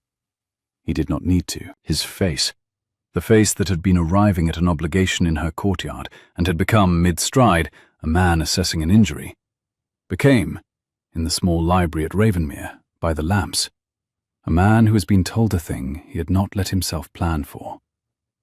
He laid his other hand gently against the side of her face.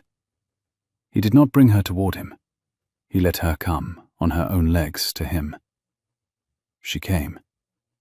She kissed her husband, slowly, carefully, with the cane on the table behind her, on her own feet, in front of no one but the lamps and a row of leather-bound ledgers, and did not, in the kiss, for a single half-second, count anything. He did not, after, lift her. He walked beside her, at the distance of a wife, all the way along the corridor, all the way through the warm hall, all the way up the shallow stairs of Ravenmere, slowly, with care, on level ground, for short distances, to the door of the Rose Room, where he kissed her again, briefly, on the temple, and then, exactly as he had said he would, sat down in a chair in the corridor. He stayed in the corridor. She slept very well. 6 months after the dinner, on a morning in late April, when the orchard at Ravenmere was full of the small white blossom of the apple trees, and the dogs were chasing one another in long, ridiculous loops between the rosemary and the wall, Beatrice walked the length of the orchard wall, on her own legs, without the cane, and, at the far end, where the gate opened onto the long meadow that ran down to the river, found her husband splitting wood at a stump that was beginning, after a winter's practice, to be split in something approaching the proper manner. He set the axe into the block when he saw her coming. He spoke her name, in a voice careful with the thing he was registering. She gave him his. "You are at the orchard wall." "I am." "Without the cane." "For the orchard wall, today. I have it in the rose room. I will have it back this afternoon if I am tired. I am not, yet, tired." He looked at her face, at her hands, at her legs, and the small, dry, surprised smile that he had given her in the carriage, in the long passage, in the small library by the lamps, came into his face, unchanged in shape, and changed entirely in meaning. The way a thing one has carried for a very long time changes when one finally sets it down. He looked back at her, at the cane she was not carrying, and used the address he had reserved, since the small library, for a small and particular use. "I would like to lift you." "From the orchard wall?" "To the steps. Not because you require the lifting. I would like the practice." "You have not lost the practice." "I would like, all the same, to be in the carrying. We have been, lately, conducting a great deal of our marriage on our own legs." She laughed. A real laugh. The laugh she had not laughed in front of any member of her family in 2 years. The laugh she had been laughing for 6 months over coffee at the breakfast room window. And she set her hand lightly against his arm. "On my permission, Theodore." "On your permission." "You have it." He bent. He bent, this time, the way a man bends in his own garden in late April to a thing he respects. One knee, briefly, in the orchard grass. His hand under her knees, his other behind her shoulders. He stood easily and turned, with her in his arms, in the precise mid-morning sun, in front of 2 unimpressive dogs, an indulgent groom, a steward who was openly laughing this time, and the autumn courtyard staff, who had become, by April, the spring courtyard staff, and who were watching from every window in the orchard side of the house, without troubling, today, to pretend that they were not. He carried her back across the orchard to the house.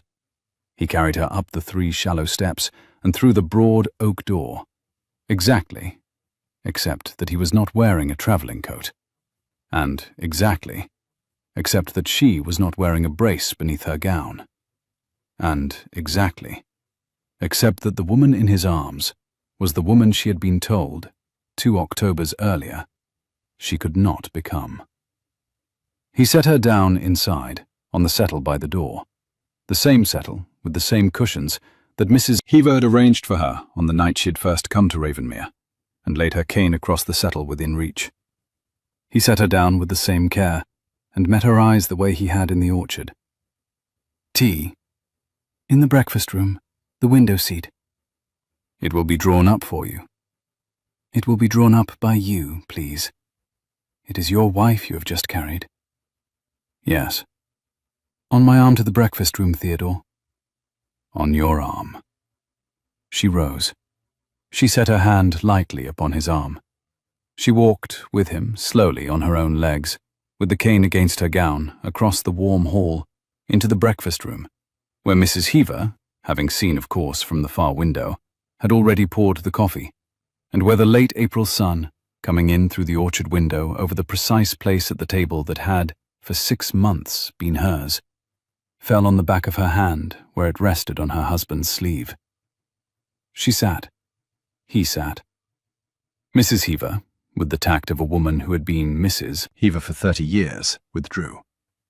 The dogs, somewhere in the corridor, were attempting to come into the room and being intercepted, with small, dry instruction, by the steward. He spoke her name across the table, as if to confirm that the breakfast room was, in fact, the breakfast room. "I will pour." "Please." He poured. The coffee steamed in the cup. He set the cup, carefully, in front of her, the way a man sets a thing he has been carrying through weather, and sat back, with his own cup in his hands, and did not, for a moment, drink. "You are watching me," she said. "I am." "To what end?" "To the end," he said, "of remembering that this is what a Tuesday is. It is a Friday, Theodore. It is, in any case, the day on which my wife walked the length of the orchard wall, on her own legs, in late April, without a cane, and then permitted me to lift her, and then drank her coffee in the window seat. And I would like, if you do not mind, to remember it, regardless of which day it is technically." She did not mind. She lifted her cup. She drank her coffee, slowly, looking out at the orchard wall, which she had walked the length of, on her own legs, in late April, without a cane, in front of her husband, and his unimpressive dogs, and his indulgent groom, and his housekeeper of 30 years, in the precise sunlight, in the precise spring, in the precise life she had calculated, in the locked passage of her sick room at Ashby Hall, 18 months before, would, on a quieter day than this one, eventually arrive. It had arrived. She drank the coffee. It was, she discovered, very good coffee. If you have ever been carried, by anyone, in any way, when you had begun to believe that being carried was the same as being diminished, and discovered, in the carrying, that it was not, I should very much like to read your account of it in the comments below. If you are new to this fire, my name is Adrian, and I tell stories of stubborn women and patient men in the Regency manner. Subscribe if you would like another by the next firelight. Good night.